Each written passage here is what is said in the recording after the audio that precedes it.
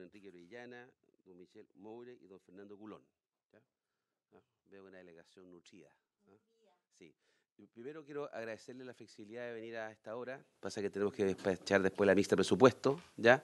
Sé que el tiempo es bastante acotado el que le dejamos, pero también por mandato tenemos que recibir este informe, pero además porque queremos recibir este informe.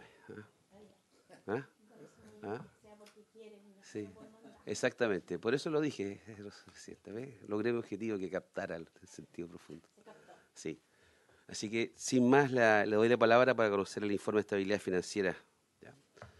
Y gracias por enviar el documento el día anterior. Muchas gracias, presidente. Buenos días, señores senadores. Corresponde hacer la presentación de lo que es este informe de estabilidad financiera. Lo voy a decir en la presentación, pero es importante hacer notar que este no es un informe de proyecciones, sino que este es un informe que analiza, buenos días, senador, que analiza cuáles son los riesgos que tiene o que enfrenta la economía y cómo se comporta el sistema financiero en ese contexto.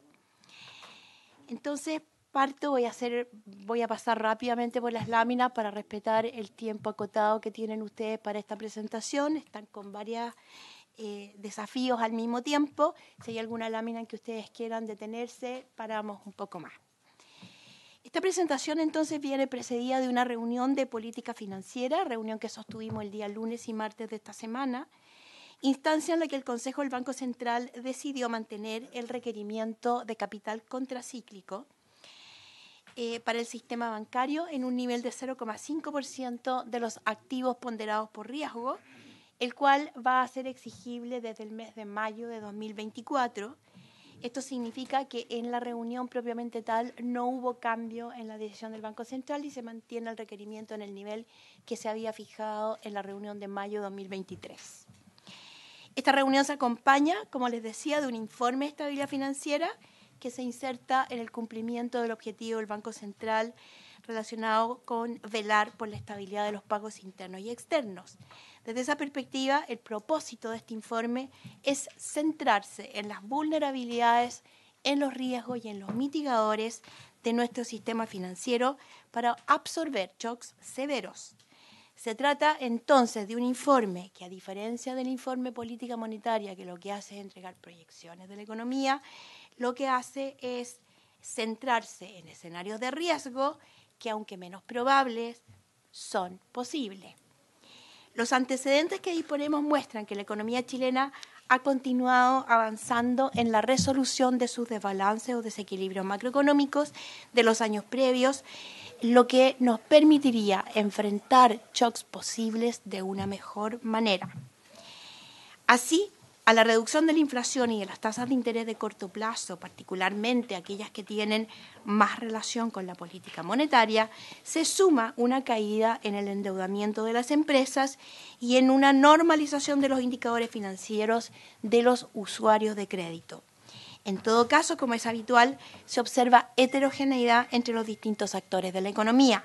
Por su parte, la banca local cuenta con liquidez, con provisiones y con capital suficiente para enfrentar escenarios de estrés severos.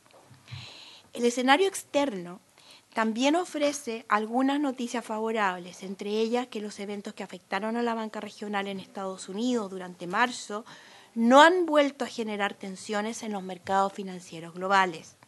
De hecho, estos han sido objeto de un amplio debate, del cual hoy se están extrayendo lecciones para la supervisión, regulación y resolución bancaria, la que podría decantar en una redefinición de estándares de regulación global en el mediano y en el largo plazo. Con todo, estas vulnerabilidades siguen presentes en el sistema. Sin embargo, el escenario internacional que estamos viendo hoy día, en este dominan eventos que han incrementado los riesgos. Por un lado, la evolución de la economía de Estados Unidos sigue siendo una fuente de incertidumbre para los mercados globales. En los últimos meses hemos visto un mayor dinamismo en su actividad, lo que ha aumentado las dudas respecto de cómo va a evolucionar su inflación y ha hecho que tanto la Reserva Federal como el mercado esperen que la política monetaria en ese país se mantenga restrictiva por un periodo más prolongado. Se han sumado dudas respecto de la situación fiscal, además, en medio de un ambiente económico y político desafiante. En lo más reciente, al ya complejo panorama internacional, se ha agregado el impacto de tensiones geopolíticas, particularmente los eventos que se viven hoy en Medio Oriente.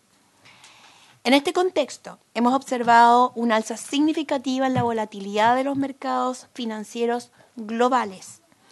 Estos están siendo especialmente sensibles a cualquier noticia que resulte algo distinta de lo que se esperaba, registrándose cambios relevantes en distintas variables en periodos cortos de tiempo. Internamente, se ha observado que los mercados, y internamente, me perdí.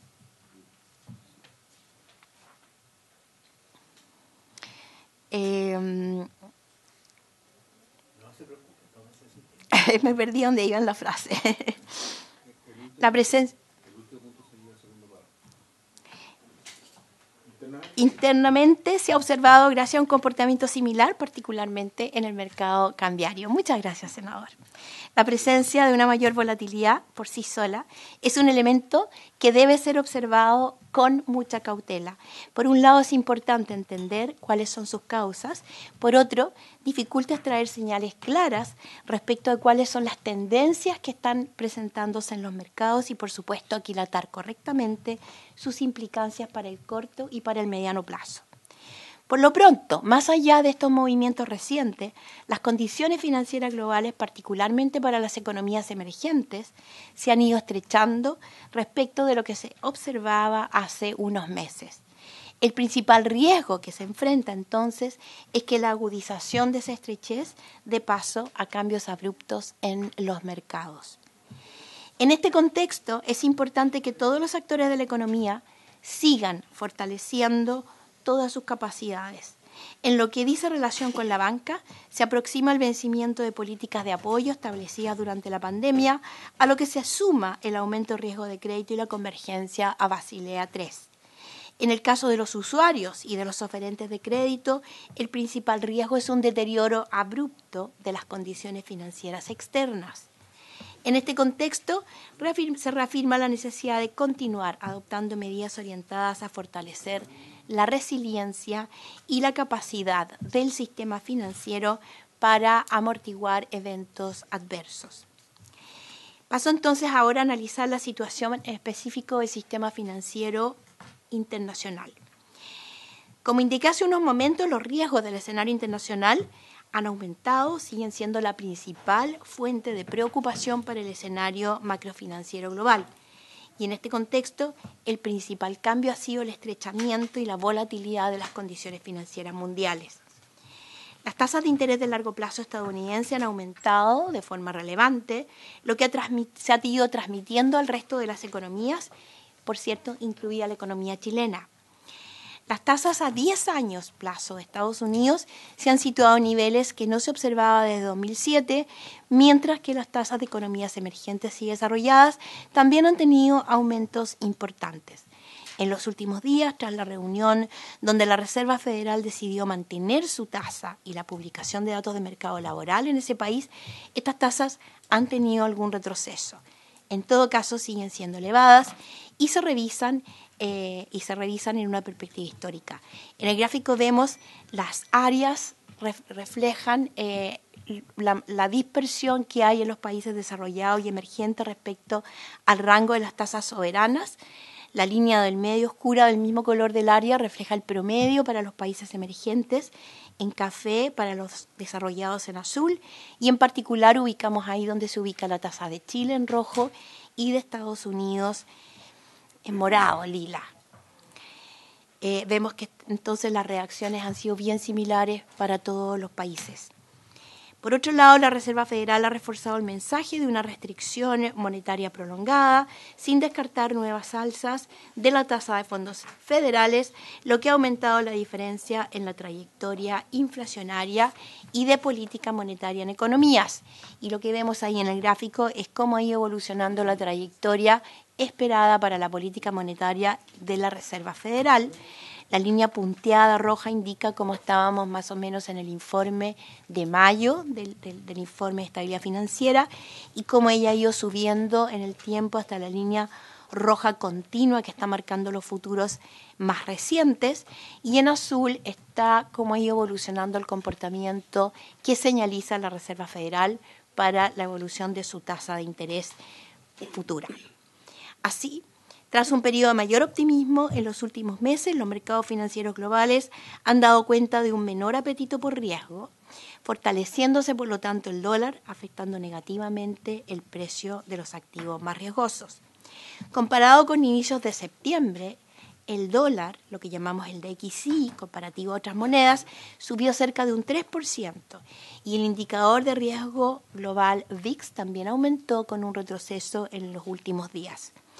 En todo caso, en los últimos días se han ido observando una reversión general de estas tendencias.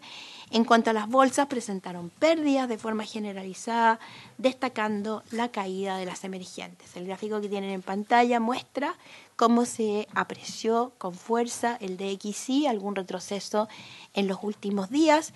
Vemos cómo ha sido la evolución del VIX, que es este indicador de volatilidad en el mercado accionario, y cómo ha sido su respuesta también en los últimos días.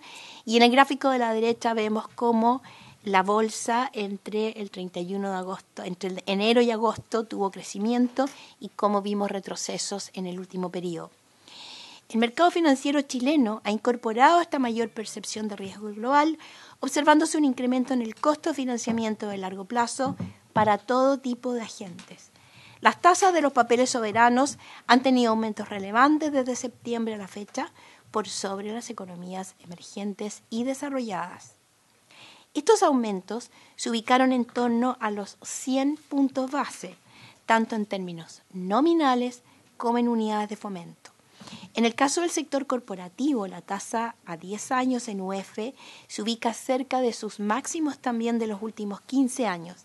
La tasa de los créditos hipotecarios también han subido, llegando a un nivel de 4,35.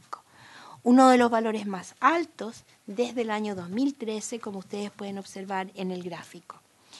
Es importante recordar que las tasas hipotecarias, por corresponder a un financiamiento de largo plazo, se relacionan menos con la política monetaria y en cambio responden más a estos cambios en el financiamiento de largo plazo, que también dicen relación con la evolución de los mercados financieros en el largo plazo que comentamos del sector externo. La respuesta del mercado financiero local se da en un contexto donde los indicadores que dan cuenta de la profundidad del mercado de capitales local continúan bajos. Esto desde una perspectiva histórica. Durante este año, el mercado de renta fija ha presentado mayores montos transados en términos nominales, considerando tanto operaciones en bolsa como fuera de rueda, también conocidas como OTC. Sin embargo, medidos en términos reales, dichos montos equivalen a cerca de la mitad de lo que se registraba antes de la pandemia. A su vez, las emisiones locales de bonos se ubican por debajo de sus promedios históricos y del registro del año 2022, especialmente para el sector corporativo. Por su parte, los activos de los fondos de pensiones y fondos mutuos no han mostrado cambios relevantes en el último tiempo. Así, al segundo trimestre de 2023 se habían estabilizado en torno a 57% y 15% del producto respectivamente. Eso es lo que ustedes pueden ver en la pantalla, la evolución de los montos transados en unidades de fomento agregados comparativamente en el tiempo, y en el lado izquierdo el monto de los activos de los fondos de pensiones como porcentaje del producto. El costo de financiamiento de corto plazo ha disminuido en el margen, en línea con el patrón de transmisión tradicional de la política monetaria. A nivel de crédito comercial, esta reducción ha sido transversal por tamaño de empresas, análisis que ya habíamos dado a conocer en un recuadro para el informe de política monetaria que entregamos en septiembre pasado. En esa ocasión, como se presenta en uno de los recuadros de este informe, agregamos el análisis también para los créditos de consumo. Estamos viendo también todo esto usando microdatos. La revisión de estos microdatos nos dicen que a partir del historial crediticio de los deudores se muestran reducciones en las tasas cobradas a la gran mayoría de los clientes.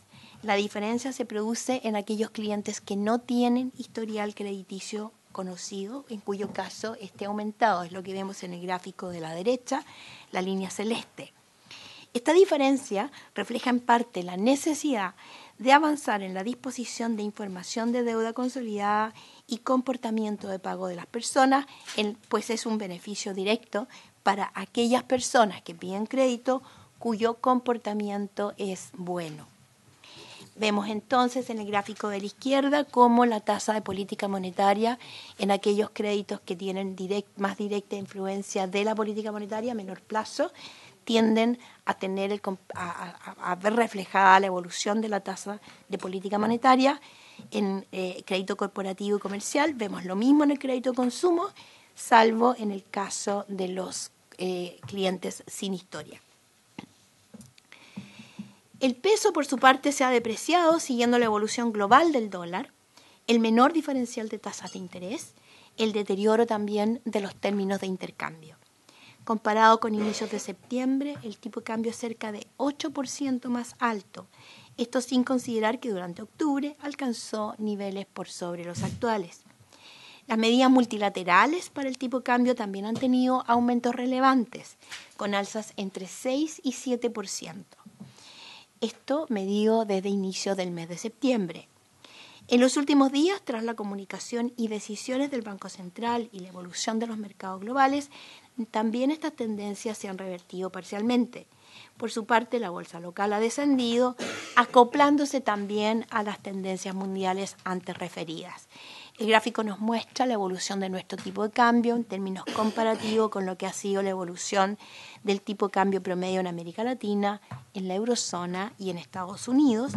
Vemos cómo en lo más reciente ha tenido un descenso, pero tuvo un crecimiento importante en el periodo previo, más allá, una reacción más fuerte de lo que se vio en las otras áreas.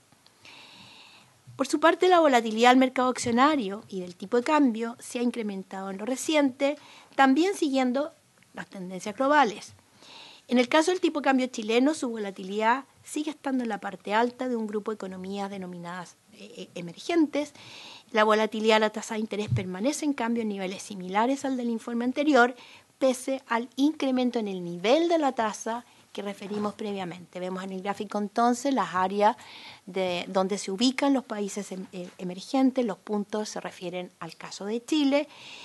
Nuestro tipo de cambio tiende a estar en la parte alta de la volatilidad, es una variable que recibe buena parte de los choques externos y reduce la volatilidad entonces que afecta a las tasas de interés, donde nos ubicamos en la parte baja del rango de los países emergentes y vemos la volatilidad de la bolsa en el gráfico de la derecha.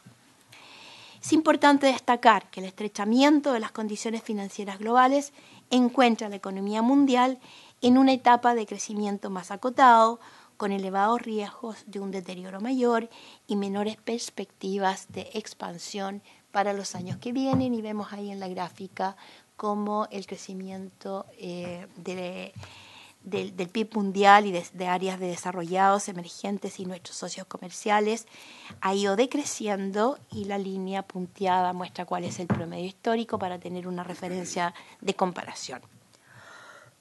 Pasemos al escenario local.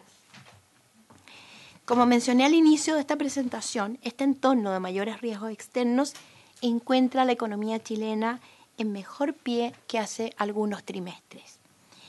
La evolución de la actividad y del gasto, particularmente del consumo, da cuenta de que se han ido resolviendo los desequilibrios macroeconómicos que acumulamos en años anteriores. La inflación ha descendido desde los elevados niveles que alcanzó en 2022, afianzándose así un proceso de convergencia a la meta. El ahorro nacional se ha recuperado en parte, con lo que el déficit de la cuenta corriente ha disminuido significativamente. En este contexto, hemos iniciado el proceso de reducción de la tasa de política monetaria, acumulando ya bajas por 225 puntos base desde el mes de julio, mes en el cual partimos con las rebajas, a la fecha. Este proceso continuará de acuerdo con la evolución de la economía, con las perspectivas inflacionarias, de modo de asegurar la convergencia a la inflación, a la meta de inflación de 3% en el horizonte de política. Por el lado de las empresas, uno de los usuarios de crédito que el informe visualiza, lo que se observan son menores desequilibrios también, y ello se ha traducido en una disminución de su endeudamiento agregado, producto de una caída en la mayoría de los componentes de este endeudamiento. A junio de 2023, la deuda de las empresas alcanzó 109% del producto. A dicha fecha, los indicadores financieros de las empresas de mayor tamaño no mostraban grandes cambios, sin observarse descalces de monedas que fuesen relevantes. El gráfico muestra el nivel total del endeudamiento de las empresas y cada uno de sus componentes, mostrando cómo se ha dado esta caída al 109%, este menor nivel, y cómo este menor nivel viene acompañado de una evolución de la mayoría de estos componentes. Datos más recientes están mostrando que las empresas han reducido las deudas de corto plazo, aquellas que son de mayor nivel de riesgo a la exposición de tasas de interés en la medida que tengan que reprogramarse en comparación histórica. Datos conocidos tras este informe de estabilidad financiera de mayo muestran que la mora comercial se ha ido estabilizando, con aumentos mayores en los sectores comercio, construcción e inmobiliario, los mismos que nombrábamos en el informe previo, y en empresas que accedieron a créditos FOGAPE COVID. De todos modos, se observan mayores atrasos en el pago de deuda, lo que podría anticipar alguna mayor morosidad, como la observada en septiembre. Ciertos sectores regulados, como el sector de ISAPRES, siguen presentando también una situación de vulnerabilidad. Lo que vemos en el gráfico entonces es la mejora de los indicadores financieros. Está el indicador de endeudamiento, de cobertura de intereses, de rentabilidad de activos. Vemos en el gráfico del medio cómo evoluciona la cuota impaga. Vemos en la línea azul cómo principalmente el impago crece más en aquellas empresas que recibieron crédito FOGAPE. Y la línea roja, que es la otra que muestra crecimiento, representa aquellas empresas que reprogramaron, principalmente en el periodo de la pandemia. En el gráfico de la derecha está la evolución de la cuota impaga, destacando los sectores que mencionara recién. Al igual que en el IEF anterior, los ejercicios de estrés para las empresas muestran que una de sus principales vulnerabilidades es la exposición al riesgo de tasa de interés. Este es un riesgo que debiera disminuir en los próximos ejercicios a medida que el sector bancario traspasa bajas de tasas de referencia en los costos de los créditos comerciales. El impacto del shock de ventas que se simula en las pruebas de estrés que se aplican también a las firmas aumenta, destacando en este caso la relevancia entre las empresas medianas y grandes y los sectores de comercio, manufactura e inmobiliario. Ello se explica porque estos grupos registran menores niveles de venta respecto al ejercicio anterior y también por el tamaño de su deuda es mayor dentro de la cartera del sistema. De mayor impacto es el riesgo de indexación que se ve mitigado por la menor tenencia de deuda en UEF. Con todo, la deuda en riesgo efectiva aumenta entre 0,8 y 0,9% del producto entre ambos ejercicios. Ello se explica casi en su totalidad por el mayor impago de empresas que mencionamos previamente y que se acogieron a políticas de apoyo durante la pandemia.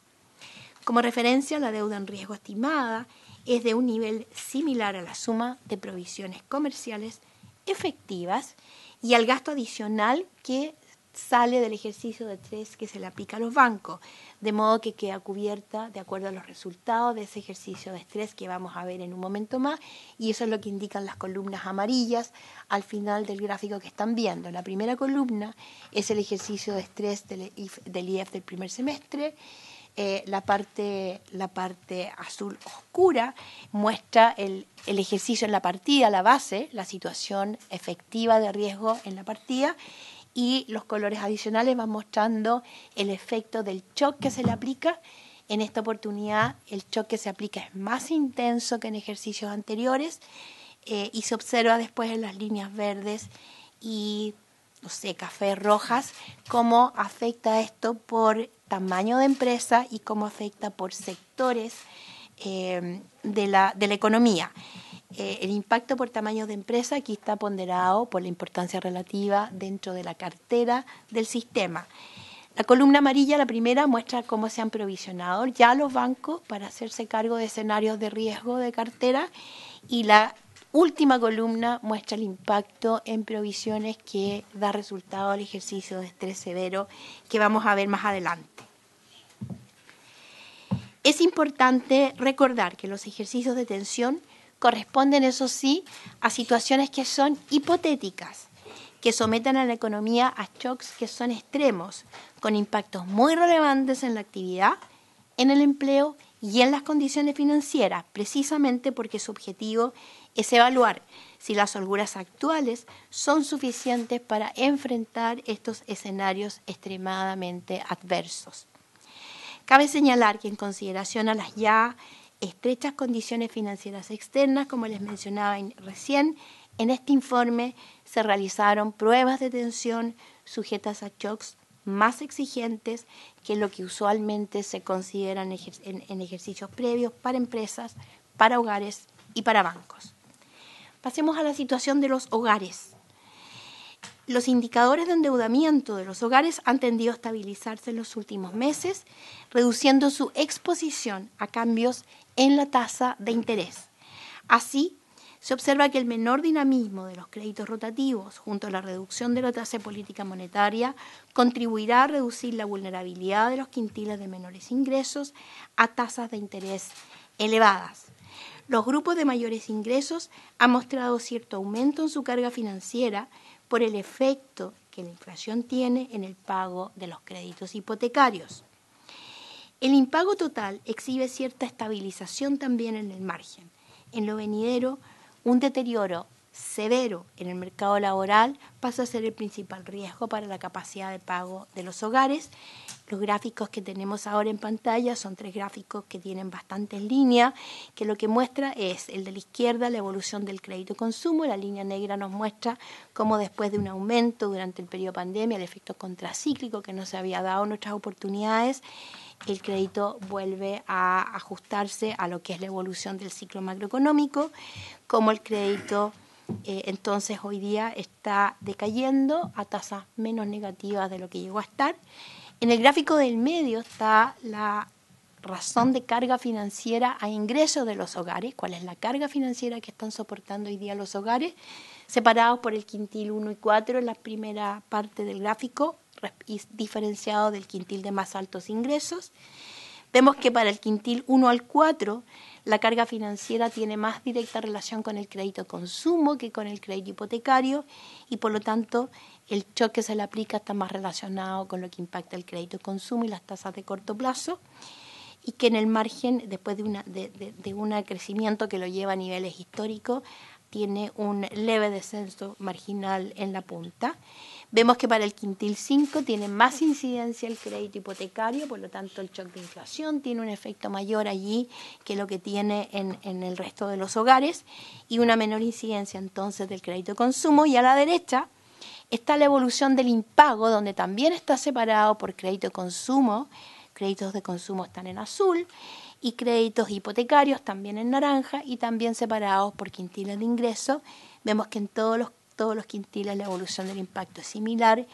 Vemos que en el crédito de consumo se ha ido normalizando y estabilizando el impago, mientras que en el hipotecario para los quintiles del 1 al 4 hay un ligero aumento en la mora.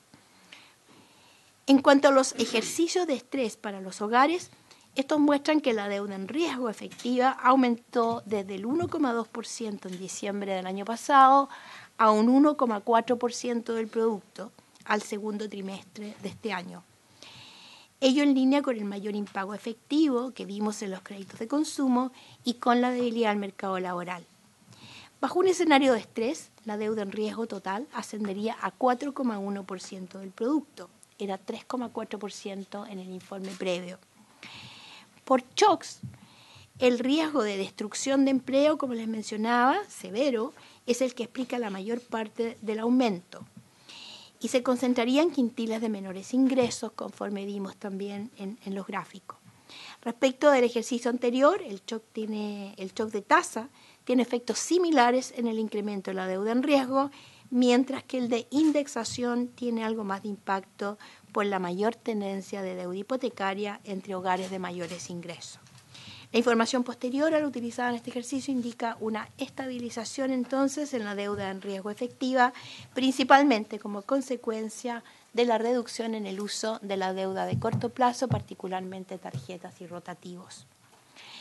El test de estrés de los hogares, en las dos primeras columnas, en la naranja, la base es cómo aumenta el efecto inicial, la base, por el comportamiento del ciclo económico, cuál es la deuda en riesgo efectiva en la partida del ejercicio de estrés, y los colores celeste, verde y azul más oscuro miden el incremento, el efecto del shock que se le aplica, del test de estrés que se aplica.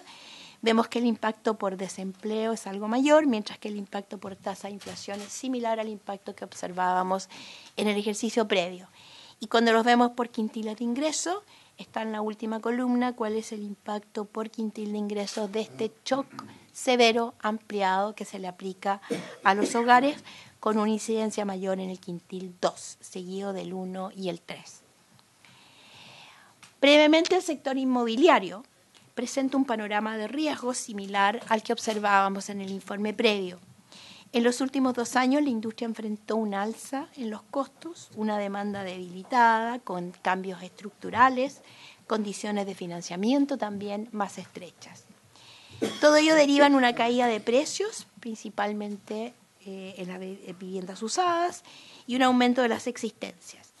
El impago bancario de las inmobiliarias ha aumentado desde mediados de 2022 y en un ejercicio prospectivo de riesgo aparece dentro de los principales sectores afectados, junto con la construcción, como mencionábamos previamente. En particular, el reciente aumento de tasas de largo plazo podría tener un impacto en las tasas hipotecarias y debilitar la reciente recuperación que estuvimos viendo por el lado de la demanda en este sector. Pasando a la situación fiscal, en el ámbito fiscal, la consolidación fiscal ha contribuido a la resolución de los desequilibrios macroeconómicos. Mantenerla con gastos que sean coherentes con ingresos estructurales de largo plazo resulta fundamental para que la economía disponga entonces de capacidades para mitigar el impacto de futuros shocks, tal como lo ha señalado el propio gobierno y el Consejo Fiscal Autónomo. Es importante notar que habrá un incremento en los vencimientos de deuda fiscal en los próximos años en un contexto de condiciones financieras también más estrechas. Con todo, luego de una década de aumento de la deuda pública, los antecedentes que impone el último informe de finanzas públicas es que esta deuda, si bien continúa creciendo, tiende a estabilizarse prontamente en niveles del 41% del producto en los próximos años. La actividad del crédito bancario, pasemos entonces a la situación de la banca, que es donde se refleja la contraparte de lo que está pasando con estos usuarios de crédito, permanece débil. La actividad del crédito, incidida por el bajo dinamismo del sector comercial. Esta cartera ha seguido decreciendo desde el último informe que presentamos en el mes de mayo, lo que se explica por el menor impulso de la demanda, principalmente en el último año, pero también por condiciones de oferta que siguen percibiéndose restrictivas de parte de algunos sectores. Los créditos a los hogares también mantienen un bajo dinamismo, especialmente por lo que ocurre en la cartera de consumo y la moderación en el margen del flujo hipotecario. El gráfico que ustedes ven en pantalla muestra los créditos de consumo y comerciales en la parte baja del eje, en tasas negativas, como el crecimiento hipotecario se mantiene en tasas positivas, pero por debajo de lo que son los crecimientos tradicionales de esa cartera. La banca ha acumulado provisiones ante un eventual aumento del riesgo de crédito, cuenta con niveles adecuados de liquidez. En los últimos meses, la morosidad de la cartera de consumo y comercial se ha estabilizado en torno a valores de 2,7 y 2,2% de la cartera respectivamente. Sin embargo, la banca mantiene un nivel de provisiones totales que son altas en perspectiva histórica y son las que se ven en el gráfico. En azul oscuro están aquellas provisiones reguladas, obligatorias, en celeste provisiones adicionales que la banca está sosteniendo para enfrentar un eventual riesgo. Entre los desarrollos de política financiera local, destacan la aprobación de la ley que fortalece la resiliencia del sistema financiero y sus infraestructuras, el inicio de la implementación también de la ley FinTech. Entre otros avances, de la primera, está la ampliación del acceso a entidades no bancarias al sistema de pagos operado por el Banco Central, lo que llamamos sistema LBTR. Asimismo, el Banco Central podrá contar con nuevas herramientas para la gestión de liquidez, tanto en tiempos normales como en situaciones más estresadas. Y en relación a la agenda de regulación del Banco Central, se abrieron procesos de consulta pública que están avanzando en el desarrollo de iniciativas que anunciamos en el informe anterior, nuevas herramientas para la gestión de liquidez de bancos, al habilitar sistemas de securitización retenida, que permitiría ampliar la disponibilidad de colaterales para permitir el funcionamiento de nuevos modelos de negocio en el mercado de tarjetas de pago y también mejorar la gestión de información en la etapa final del proceso de modernización cambiaria. Quiero pasar ahora entonces a los principales riesgos. Ya nos queda menos. Es importante recordar que la política financiera tiene una mirada prospectiva, centrada en riesgos, como decía al principio. Esto significa que evaluamos constantemente la ocurrencia de shocks que podrían provocar efectos significativos en el sistema financiero y también en la economía. En ocasiones, estos shocks son de una muy baja probabilidad o de baja probabilidad, pero tienen características de que en el caso de concretarse podrían ser dañinos. En este informe estimamos que la evolución de las condiciones financieras externas son el principal riesgo a monitorear para la estabilidad financiera global. Por un lado, no puede descartarse que la estrechez de las condiciones financieras globales se intensifique.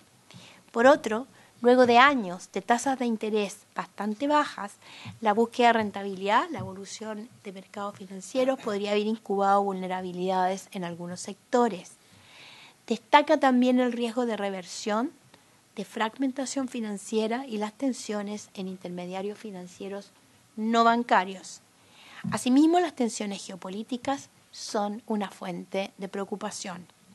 Los resultados de los ejercicios aplicados a la banca indican que ella se mantendría en niveles de solvencia y de liquidez suficientes para enfrentar la materialización de riesgos de crédito y de mercado en escenarios tensionados. La situación inicial muestra que la banca mantiene un nivel de adecuación de capital, lo que llamamos IAC, similar al informe previo, con utilidades que se han moderado algo en la medida que disminuye el margen de reajustes. Esto ha sido parcialmente compensado por un aumento en el margen de intereses. En los ejercicios de tensión, el impacto del escenario severo aumentó de 2,7 a 3 puntos porcentuales de este índice de adecuación de capital. Por lo tanto, las holguras de capital permiten a la banca enfrentar shocks mayores sin que el impacto en el IAC difiera sustancialmente respecto a lo que observamos en el informe previo. Los resultados muestran que el riesgo de crédito se mantiene estable respecto al semestre anterior, a lo que contribuye el bajo dinamismo de la cartera de crédito consumo, de la cartera comercial y la política de provisiones de la banca. El riesgo de mercado también se mantiene contenido pese a la volatilidad de los mercados internacionales, a lo que contribuye que la banca mantiene un bajo descalce de plazo comparado con el periodo prepandemia, compensando incluso el shock de tasas aplicado. El riesgo de valoración sigue estable, aunque con una leve alza en el riesgo de moneda, en línea con el supuesto de mayor depreciación cambiaria usado en este shock respecto a los anteriores, a los de ejercicios anteriores. Los resultados indican que la banca entonces mantendría, como señalaba, niveles de liquidez y de solvencia adecuados por sobre los requerimientos regulatorios, lo que le va a permitir enfrentar eventos disruptivos importantes como los mencionados. Con todo, Al igual que el resto de los agentes de nuestra economía, es importante que la banca continúe fortaleciendo capacidades para enfrentar nuevos eventos adversos y abordar el vencimiento de políticas de apoyo entregadas durante la pandemia. Los gráficos que ustedes ven ahí reflejan la diferencia entre el índice de adecuación de capital inicial y después del ejercicio, baja después del ejercicio, y esa baja está reflejada en las columnas rosadas. En el gráfico de la derecha se ve cómo quedan las holguras de capital previas y después del ejercicio de atención aplicado, y vemos cómo queda con niveles de holguras que son comparables a los años del inicio del gráfico. Paso brevemente a comentar este nuevo requerimiento de capital contracíclico. Como indiqué al partir de esta presentación, en nuestra reunión de política financiera del segundo semestre, el Consejo decide mantener el nivel de requerimiento de capital contracíclico para el sistema bancario en un nivel de 0,5% de los activos ponderados por riesgo, el que va a ser exigible desde mayo de 2024. Al igual que en mayo pasado, cuando activamos este requerimiento, su mantención se justifica como una medida precautoria ante la elevada incertidumbre externa, mientras que a nivel local el proceso de resolución de desequilibrios macroeconómicos continúa.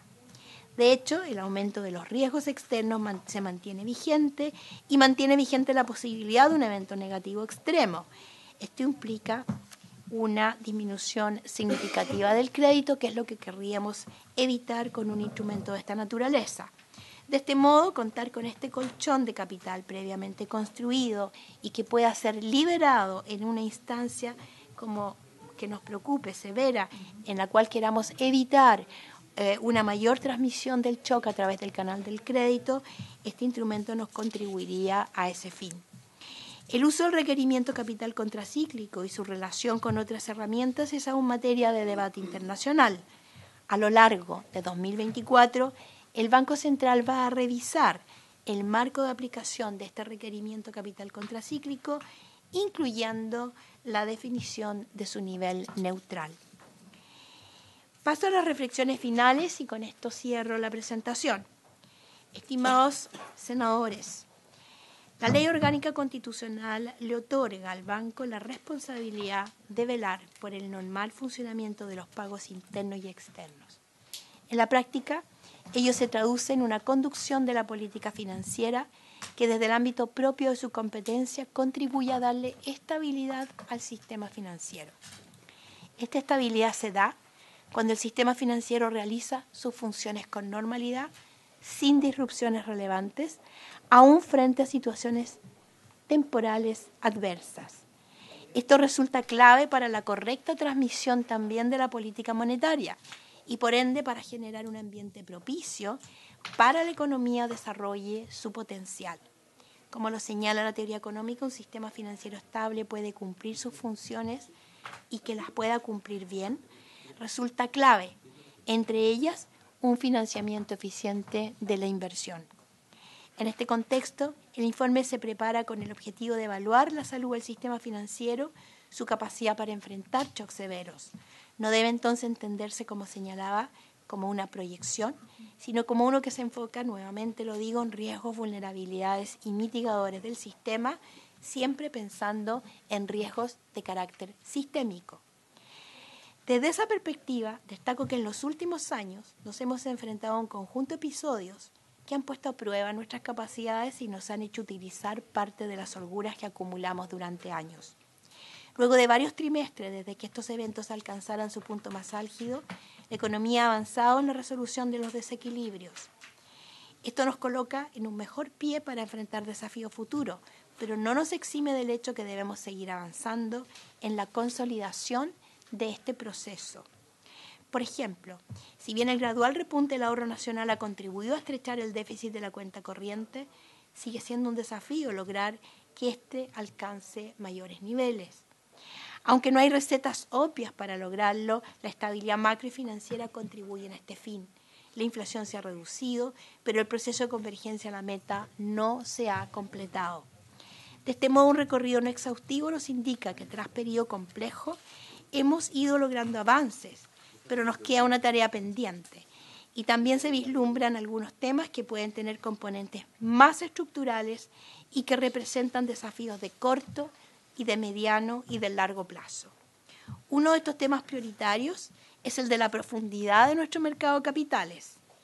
Existen diversas métricas para cuantificar la liquidez y la profundidad del mercado financiero. Varias de ellas las hemos documentado previamente. En este caso actualizamos lo mostrado en el IEF previo y ello da cuenta que desde fines de 2017 y hasta octubre de 2023 los indicadores de liquidez, algunos indicadores tradicionales en los mercados de renta fija y variable de algunos países de Latinoamérica siguen mostrando deterioros, los que son algo más intensos en el caso de nuestro país. Como mostré hace unos minutos, las transacciones en el mercado de renta fija local no se han recuperado respecto a los niveles previos. Los puntitos rojos indican deterioro, los verdes indican mejoras y ahí están comparados para distintos estándares, distintas mediciones de profundidad, tasa, duración, volatilidad, emisiones netas medidas en millones de dólares, rotación de los índices accionarios para un grupo de países de Latinoamérica. Es importante recordar que un mercado de capitales con mayor liquidez permite sostener apropiadamente el financiamiento de largo plazo a menores costos. A la vez, mitiga el impacto de los choques externos. Como hemos mencionado en otras oportunidades, un mercado profundo facilita el acceso a la liquidez tanto para las empresas como para las personas, apoyando el crecimiento económico, apoyando la generación de empleo, mediante un incremento en la inversión y un mayor acceso a bienes durables. Asimismo, reduce la dependencia del financiamiento externo, posibilita el desarrollo del mercado de derivados con la consecuente menor exposición al riesgo cambiario. Un mercado de capitales profundo también facilita la acumulación del ahorro en la economía, mejorando el acceso a financiamiento a largo plazo. Finalmente actúa como un mecanismo de absorción de choques externos, mitigando sus efectos sobre los agentes locales. Este rol se ha visto disminuido en los últimos años y cobra relevancia en un contexto de mayor incertidumbre global.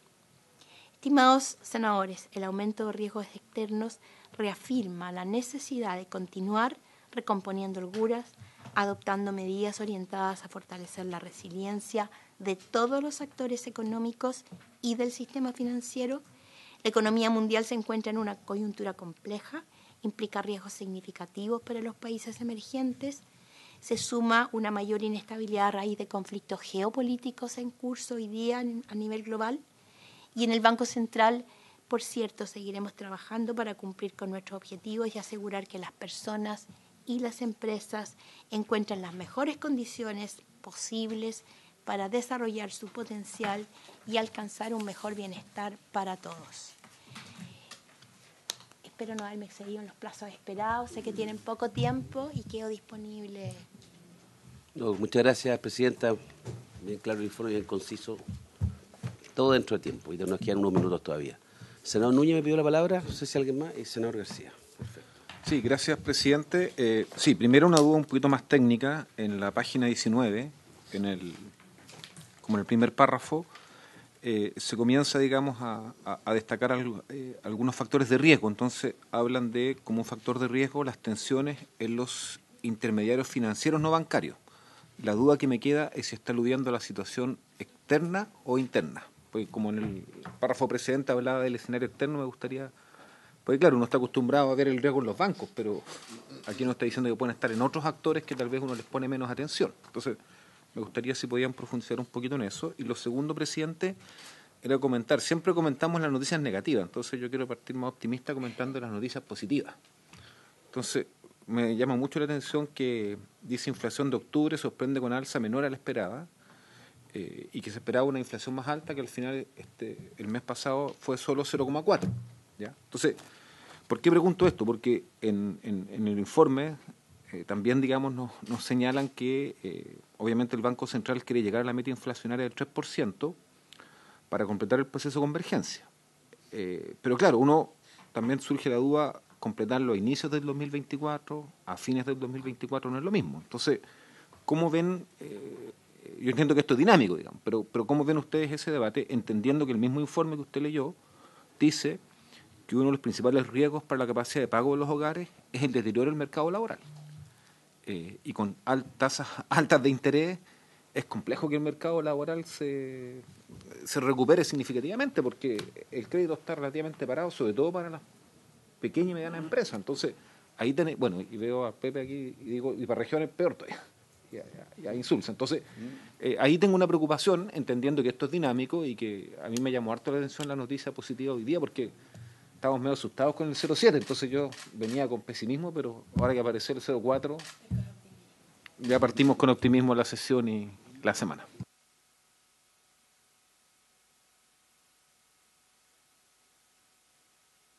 De Rocha tampoco seamos sobre...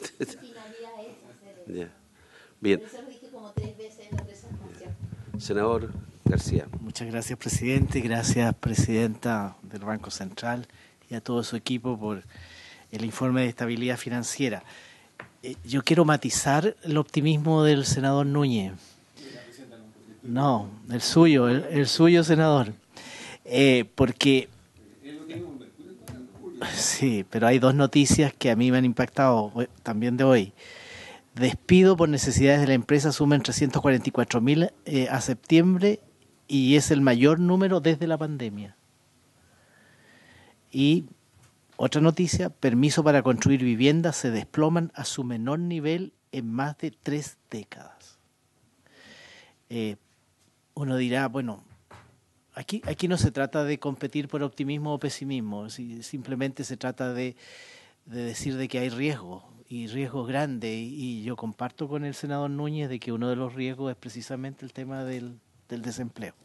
Bueno, pero eso era un poco al margen. Yo tengo dos preguntas concretas. Una, presidenta, usted dice que la deuda de las empresas alcanzó 109% del Producto Interno Bruto en la página 11. No hay una cifra para los hogares. No sé si esa cifra existe, si es por niveles de ingreso en los hogares, pero creo que sería bueno saber que parte del ingreso de la familia está comprometido por las deudas que tienen. Me imagino que esa información debe estar. Y termino con lo siguiente. Usted, presidenta, también en la página 11 dice el ahorro nacional se ha recuperado en parte, con lo que el déficit de la cuenta corriente ha disminuido significativamente. Yo tengo una aprensión con lo que está ocurriendo con los fondos de pensiones. Yo sé que esa es una materia que estrictamente no es de competencia del Banco Central, es de competencia de la Superintendencia de Pensiones. Pero los fondos de pensiones en estos últimos meses han perdido muchos recursos. Y el ahorro nacional se constituye básicamente por el ahorro previsional. O sea, el ahorro previsional es parte fundamental del ahorro nacional. Entonces, yo no sé si usted se atreve, usted siempre se atreve, pero no sé si lo va a hacer. Es prudente también, así que... Es prudente, sí. Pero yo quiero transmitir que esa es una preocupación de todos nuestros trabajadores, pues sí, esta es una cosa que realmente, o sea, digamos, tiene directa relación con los ingresos de las personas en su jubilación. Gracias, presidente. Sí, por mi parte, colgándome de la pregunta inicial de senador Núñez sobre el tema de los factores de riesgo, las tensiones de los intermediarios financieros no bancarios, esa misma frase, solamente para aclarar que la ignorancia es bien grande de uno, dice, destacan los riesgos de reversión. ¿Qué significa? No sé qué significa eso. Eso ya es pregunta pedagógica. Y lo otro, en el gráfico 7 de la página 9, que sale la evolución de las monedas en Estados Unidos, la eurozona, Chile y América Latina, sí hay una explicación de por qué en el caso de Chile, si bien América Latina también ha tenido una depreciación, pero bien por debajo de lo que era a principios de año, Chile ha tenido este efecto tan marcado de depreciación del peso, ¿ya? O sea, claramente la pendiente es distinta, ¿ah? Y ya parte además desde arriba, solo decir. Eso.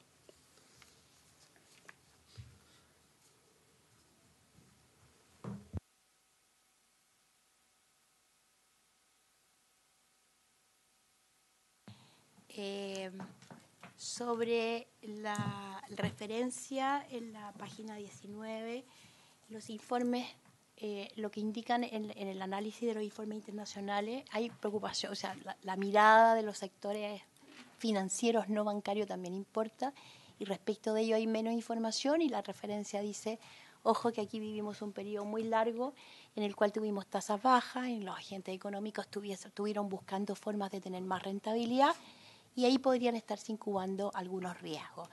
No se ven sistémicos dentro del sistema, pero también hay que estar mirando atentamente la evolución, no solamente del sistema bancario. Esa es un poco la referencia que se está haciendo y que alude más bien a los informes internacionales, pero uno siempre tiene que estar mirando el sector financiero en general.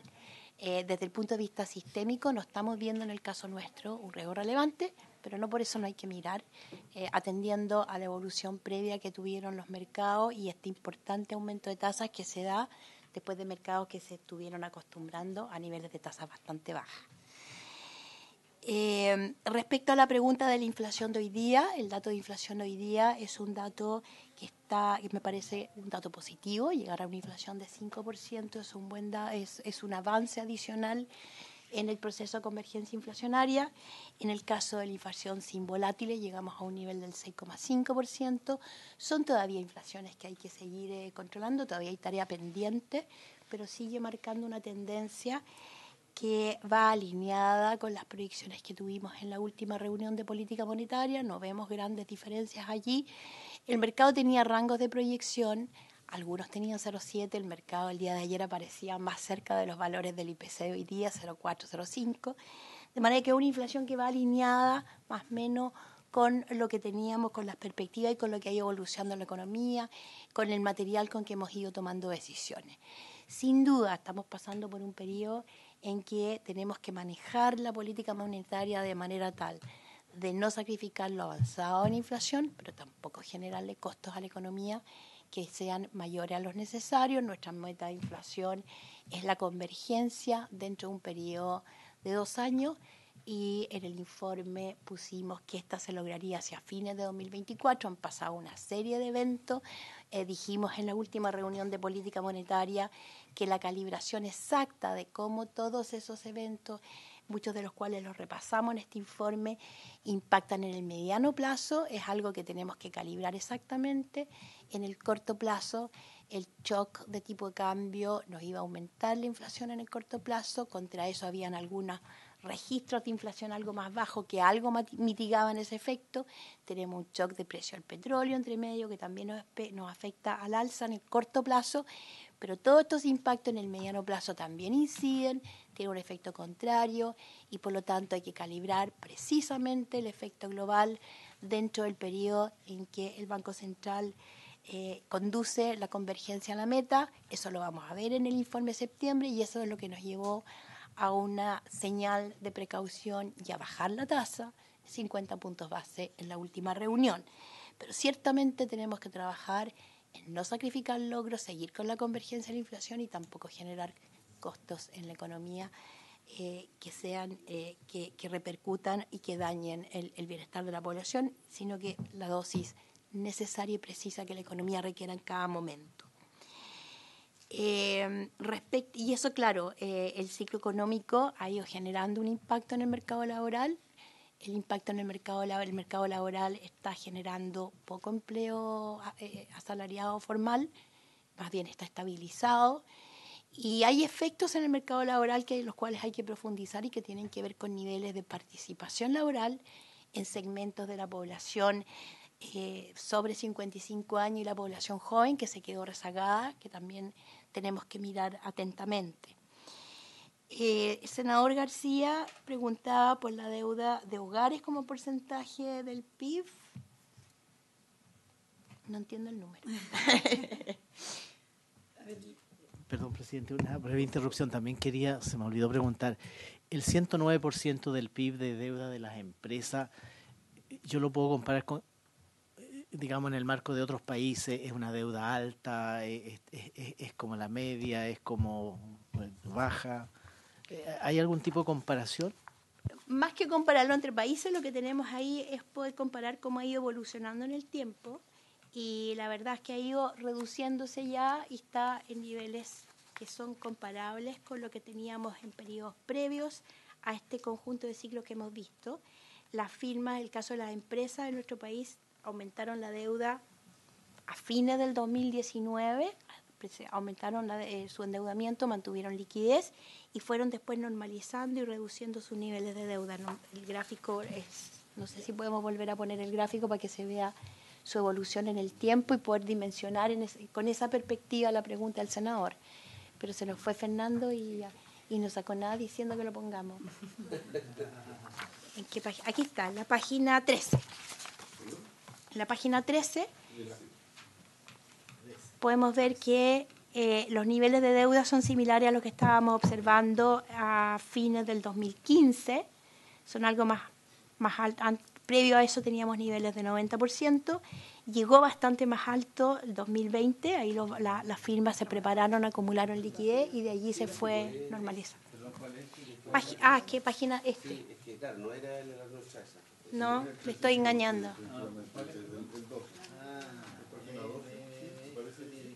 12 entonces. No, es que yo voy subrayando cosas, entonces se va desconfigurando la página. Ya. ¿Qué número es la deuda? 48.9. La deuda de los hogares es 48,9%, normalmente se mueve en torno al 50% del producto, un poquito más, un poquito menos, ese es más o menos, y ahora está en 48,9%. Más o menos esos son los niveles de la deuda de los hogares. Respecto a la recuperación del ahorro nacional, parte del ahorro nacional tiene que ver con el ahorro de los hogares, buena parte del ahorro de los hogares tiene que ver con el ahorro previsional. También tenemos una contribución positiva, dejó de ser contribución negativa de parte del gobierno, que es otro elemento importante dentro del ahorro nacional, y el de las firmas, que ha estado un poco más alto en los periodos previos. Esos son los aportantes. Ahora, la evolución ¿De las firmas se refiere a las empresas? A las empresas. Ahora, desde el punto de vista de los resultados, todos los fondos han tenido pérdidas de valor en la medida que las tasas de interés suben. Este ciclo de tasas altas hace que la renta fija tenga resultados negativos y hasta que el ciclo no cambie, ese efecto va a estar ahí en las carteras. El efecto precio en las carteras en estos ciclos tan pronunciados es importante. Es importante y buena parte de eso está afectando también el resultado. Y bueno, por cierto, la merma que tuvieron los fondos en lo reciente.